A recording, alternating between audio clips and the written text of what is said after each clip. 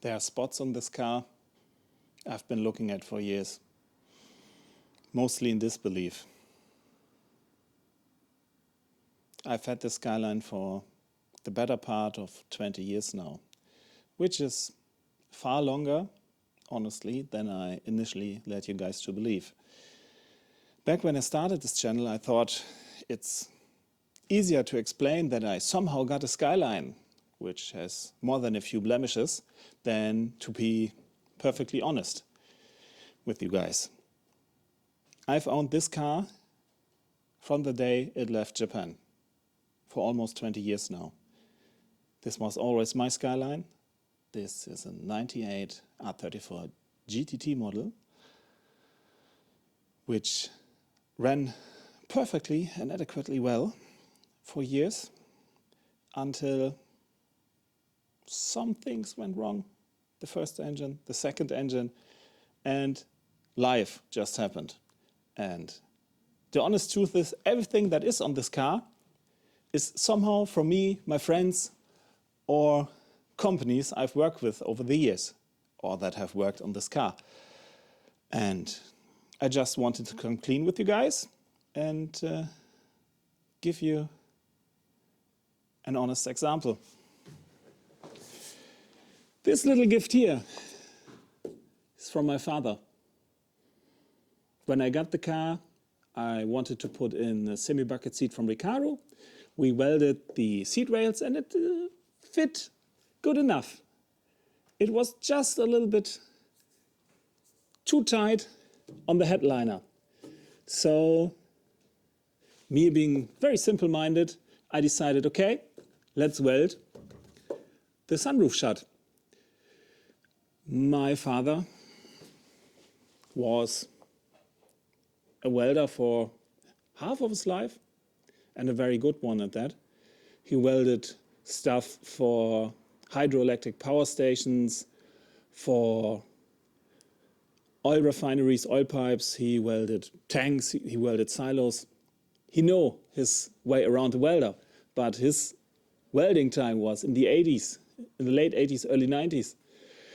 And I thought, what could go wrong? And so he did his very best, started here, and went with a continuous beat all the way around up until here, when my face turned white and I saw that my nice, smooth roof now was still a roof, but lacking the other parts of my last sentence.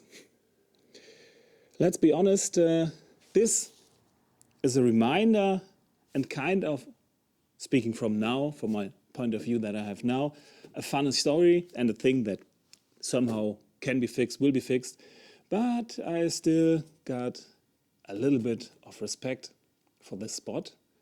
That's the reason why we will do something different today. Anyway, let's cut the carpet. Well, the idea is to take this carpet cutter and cut out the parts of the carpet that are directly in the way. So, I need to get very close and try my best.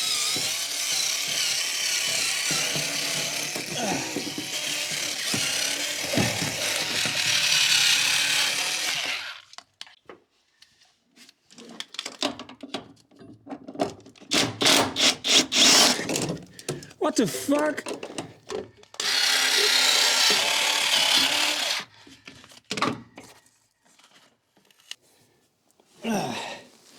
And now I'm probably in need of a robust pair of scissors. But, and that's the most important part,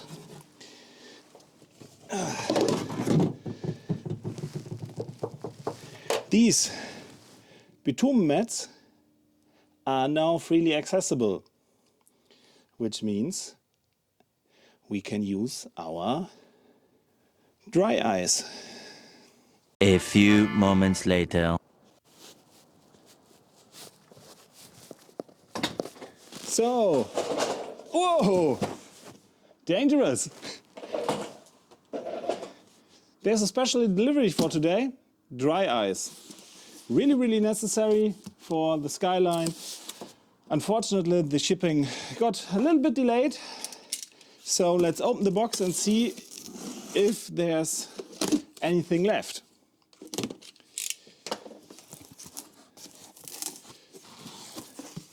Yeah, well, dry ice is dangerous. Yes, we got that.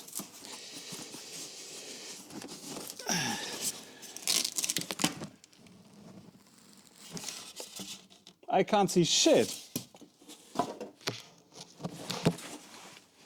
Ah, here we go.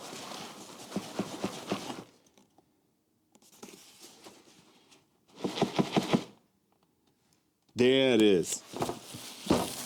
That does not look like 10 kilograms. But hey, makes no difference. We gotta do what we gotta do.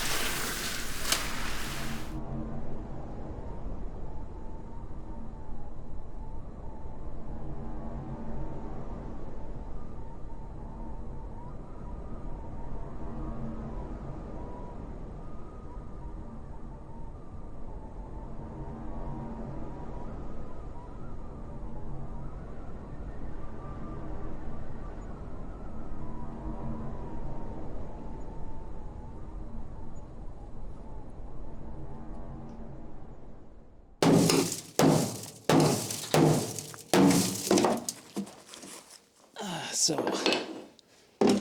we are changing our angle of attack.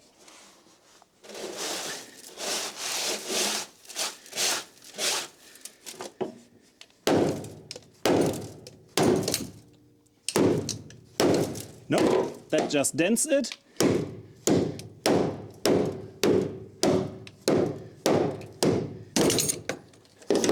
That does something.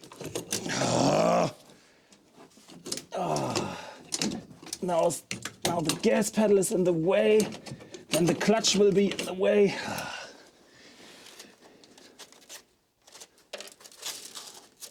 Hey, it's something.